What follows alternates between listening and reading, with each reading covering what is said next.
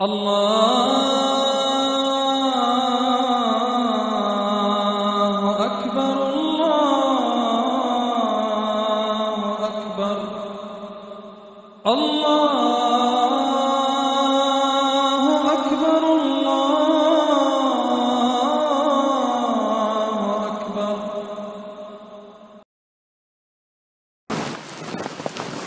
الحمد لله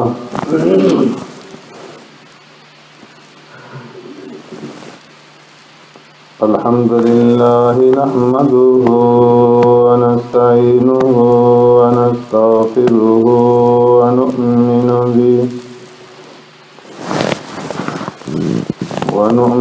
به ونتوكل عليه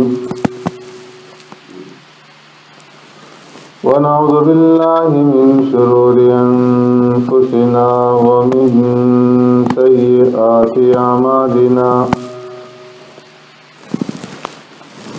من يهده الله فلا مضل له ومن يضلله فلا هادي له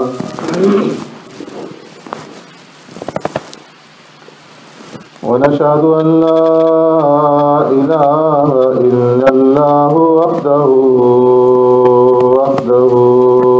لا شريك له ونشهد أن سيدنا ونبينا ومولانا محمدا عبده ورسوله أرسله الله إلى كافة للناس بشيرا ونذيرا وداعيا إلى الله بإذنه وسراجا منيرا. أما بعد فقد قال الله تبارك وتعالى في القرآن المجيد والفرقان الحميد. أعوذ بالله من الشيطان الرجيم. بسم الله الرحمن الرحيم. اليوم أكملت لكم دينكم وأتممت عليكم نعمتي ورضيت لكم الإسلام دينا. صدق الله مولانا العظيم. يا رب صل وسلم دائما أبدا على حبيبك خير الخلق كلهم.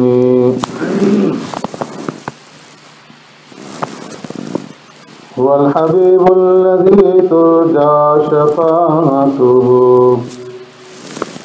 لكل هول من الأهوال مقتحم. اليوم أكملت لكم دينكم. آج کے دن میں نے مکمل کر دیا تمہارے لیے تمہارے دین کو. وَأَتْمَمْتُ عَلَيْكُمْ نِعْمَتِي. اور پوری کر دی میں نے تمہارے اوپر اپنی نعمت. وَرَضِيتُ لَكُمُ الْإِسْلَامَ دِينًا. اور پسند کر دیا میں نے تمہارے لیے اسلام کو باعتبار دین کے. آمنت باللہ وبآیاتی.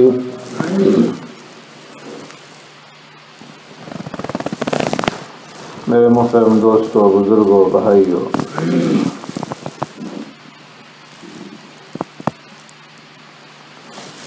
گزشتہ جمعہ میں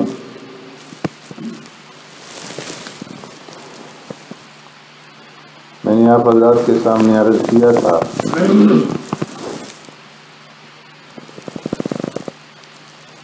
کہ پیارے پیغمبر صلی اللہ علیہ وسلم نے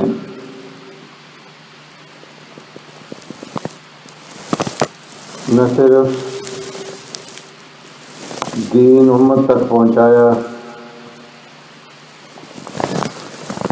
بلکہ دین پہنچانے کا حق ادا فرمایا اور اس کی گواہی 1,24,000 صحابہ اکرام رضوان اللہ اجمعین نے حجۃ الوداع کے موقع پر دی۔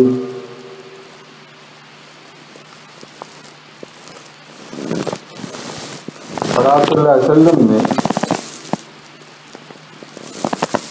جس تکمیل دین کا اعلان فرمایا، امام مالک رحمۃ اللہ تعالی علیہ نے فرمایا کہ اب اس کے بعد جو آدمی کوئی بات ایجاد کر کے اس کو دین کی طرف منسوب کرے، من ابتدع فی الاسلام بدعہ، اسلام کے اندر کوئی بدعت نکالے، ایجاد کرے، یراھا حسنہ، اور پھر اس کو اچھا سمجھے، تو اس نے عان علی ہدم الاسلام، اسلام کی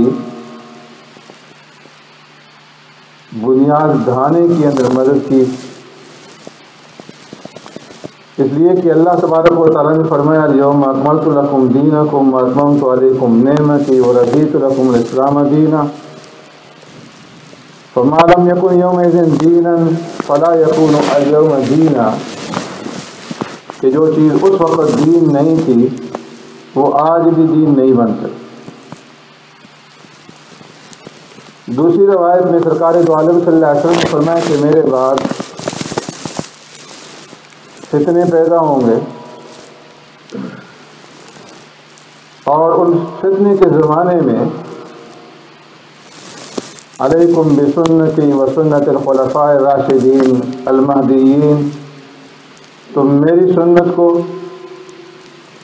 اور میرے خلفاء راشدین کی سنت کو مضبوطی سے، ہاتھوں سے اور دانتوں سے مضبوطی کے ساتھ پکڑنا، تھامنا۔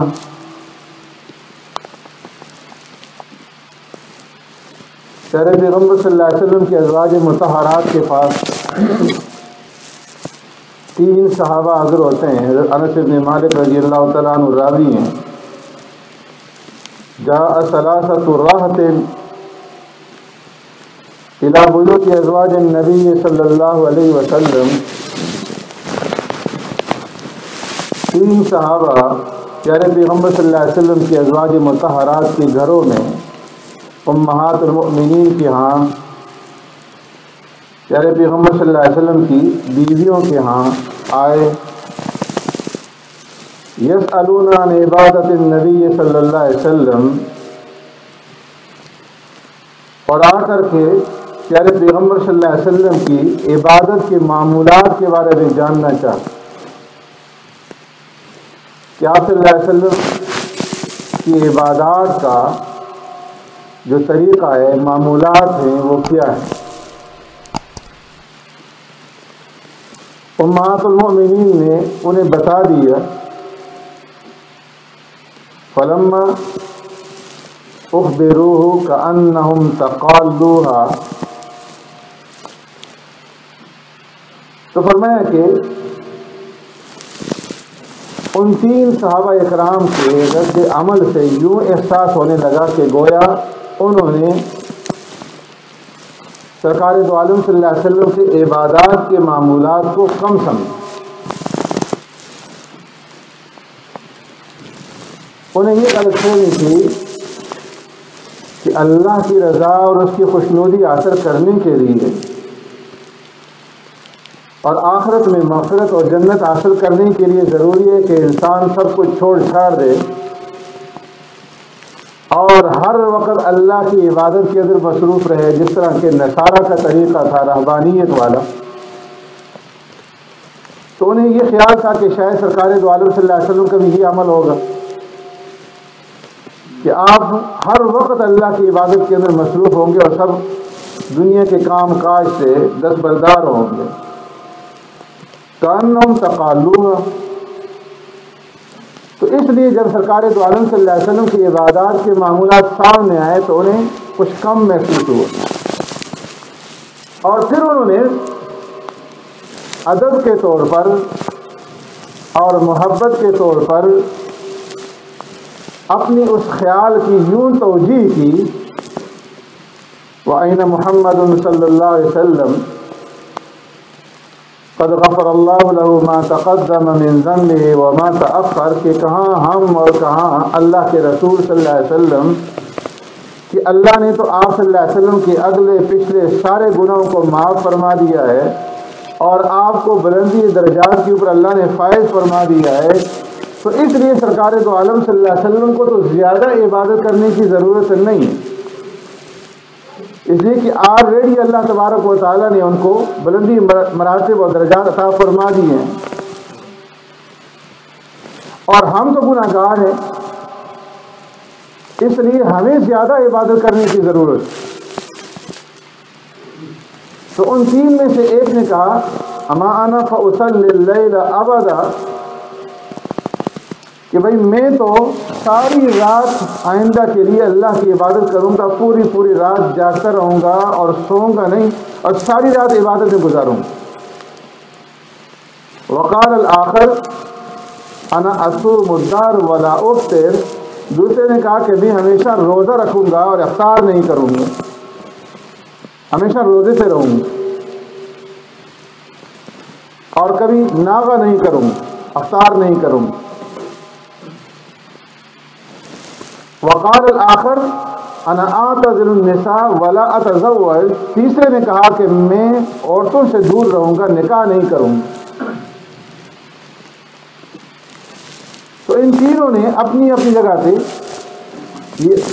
آپس میں معاہدہ کر لیا کہ ہم اس طرح سے اللہ کی عبادت کثرت کے ساتھ کریں گے. پیارے پیغمبر صلی اللہ علیہ وسلم کو خبر پہنچی کہ اس طرح انہوں نے اپنی جگہ پہ منصوبہ بنایا ہے عبادت کرنے کا. تو آپ صلی اللہ علیہ وسلم تشریف لائے اور فرمایا کہ میں نے سنا ہے کہ تم لوگوں نے ایسا اور ایسا کہا ہے اور ایسا فیصلہ کیا ہے. اما واللہ انی لاخشاکم للہ واتقاکم، اللہ کی قسم میں سب سے زیادہ اللہ سے ڈرنے والا ہوں اور سب سے زیادہ اللہ تبارک و تعالیٰ کی عبادت اور پرہیزگاری کرنے والا ہوں، اس کی رضا اور اس کی خوشنودی کا طالب ہوں. لیکن اس کے باوجود انا اصوم و افطر و اصلی اللیل و ارقد، میں روزے بھی رکھتا ہوں اور افطار بھی کرتا ہوں، کبھی روزے رکھتا ہوں کبھی نہیں رکھتا. اصوم اللیل، رات کے وقت میں نماز تہجد ادا کرتا ہوں، لیکن ساری رات تہجد کے اندر نہیں گزارتا بلکہ میں آرام بھی کرتا ہوں، سوتا بھی ہوں. وَأَتَزَوَّجُ النِّسَاءَ، اور میں نکاح بھی کرتا ہوں، میرے نکاح کے اندر عورتیں ہیں اور میں ان کے ساتھ ازدواجی زندگی بھی گزارتا ہوں. فَمَنْ رَغِبَ عَنْ سُنَّتِي فَلَيْسَ مِنِّي، یہ میرا بطریقہ ہے اللہ کے رسول صلی اللہ علیہ وسلم کا، یہ میرا طریقہ ہے، میرا اسوہ حسنہ ہے، میری سنت. فَمَنْ رَغِبَ عَنْ سُنَّتِي فَلَيْسَ مِنِّي، جس نے میری سنت کو ترک کیا اور میری سنت سے اعراض کیا اس کا مجھ سے کوئی تعلق نہیں. اب اس حدیث میں دیکھا جائے کہ ان تین صحابہ نے کوئی غلط کام کے اوپر معاہدہ نہیں کیا تھا، کثرت عبادت کے اوپر معاہدہ کیا. یہ بھی نہیں کہ کثرت عبادت سے سرکار دو عالم صلی اللہ علیہ وسلم نے انہیں روک دی کہ تم اس طرح کثرت کے ساتھ عبادت نہ کرو،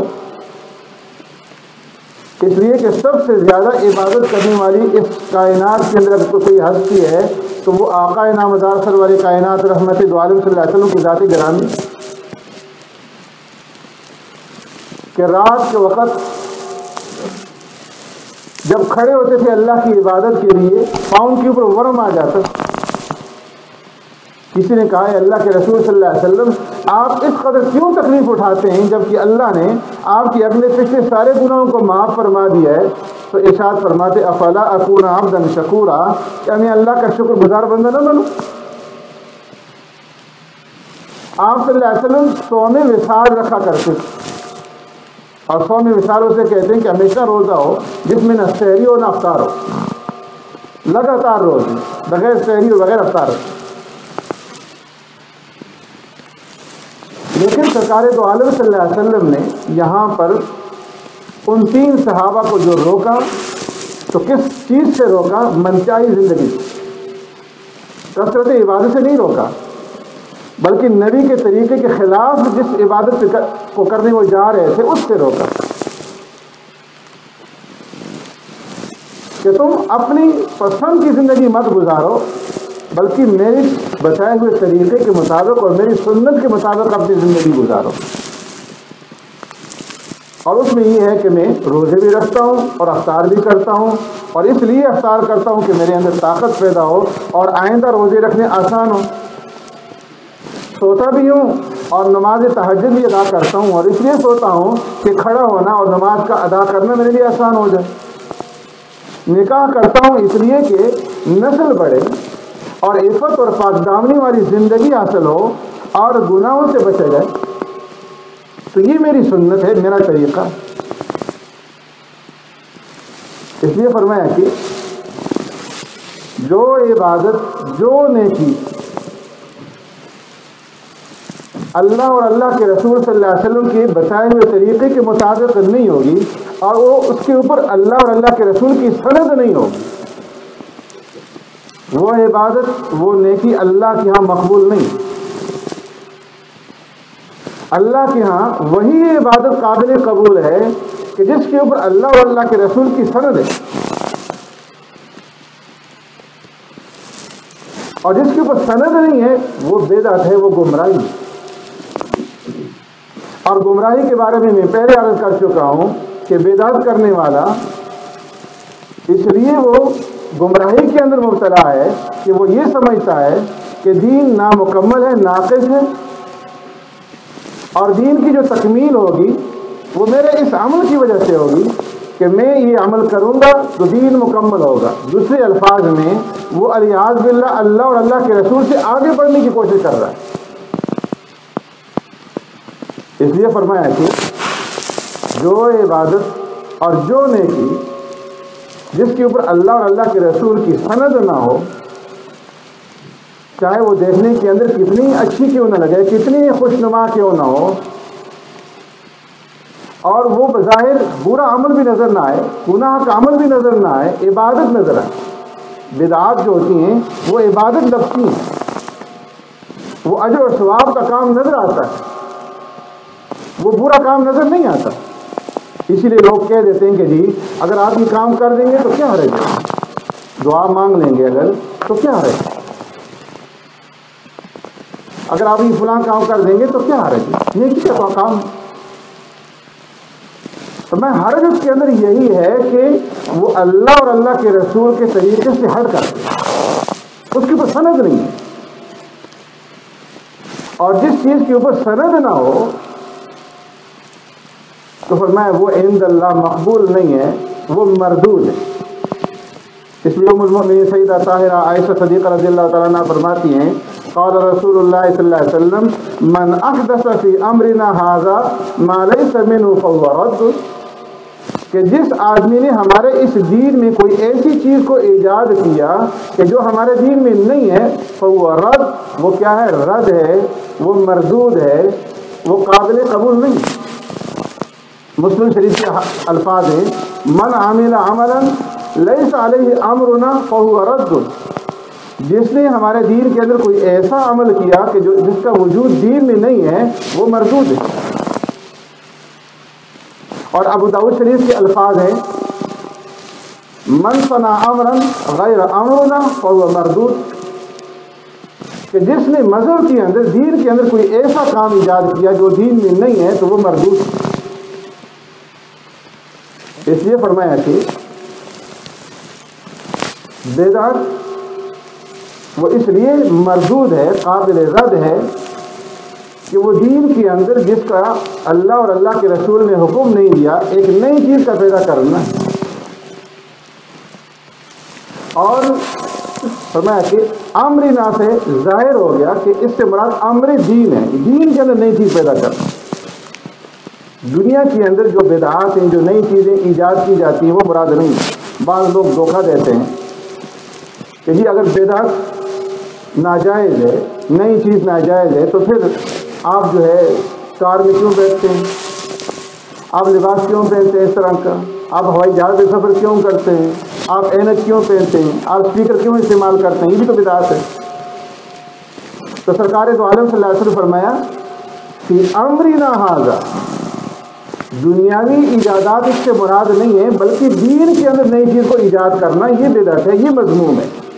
دنیا کے اندر سائنسی ترقی کی وجہ سے قیامت تک جتنی بھی چیزیں ایجاد ہوں گی، فرمایا وہ مذموم نہیں ہے، اس لیے کہ وہ جو ایجاد کی جاتی ہیں عبادت کے طور پر نہیں کی جاتی۔ انہیں لوگ دین نہیں سمجھتے، انہیں عبادت کا ذریعہ نہیں سمجھتے، انہیں آخرت میں نجات کا ذریعہ نہیں سمجھتے، انہیں باعث اجر اور ثواب نہیں سمجھتے۔ اس لیے فرمایا کہ جو مذموم بدعات ہیں وہ ہیں کہ جو دین کے اندر ایجاد کی جائیں، جس طرح کے تیجا ہے، جس طرح کے 10واں اور 20واں اور 40واں ہے، جس طرح کے برسی ہے، جس طرح کے سالانہ جو ہے عرس ہے، اور جس طرح کی 11ویں ہے بڑے پیر صاحب کے نام پر، اور جس طرح ہر جمعرات کو مردوں کے لیے فاتحہ ہے، یہ چیزیں بدعات ہیں، اس لیے کہ یہ دین سمجھ کر کے کی جاتی ہیں، عبادت سمجھ کر کے کی جاتی ہیں، اور اجر اور ثواب کا ذریعہ سمجھ کر کے کی جاتی ہیں، اور یہ چیزیں قابل ترک ہیں۔ اگر ترک نہیں کریں گے تو حضرت حذیفہ الیمان رضی اللہ تعالیٰ عنہ فرماتے ہیں، آقا نامدار سرور کائنات رحمت دو عالم صلی اللہ علیہ وسلم نے ارشاد فرمایا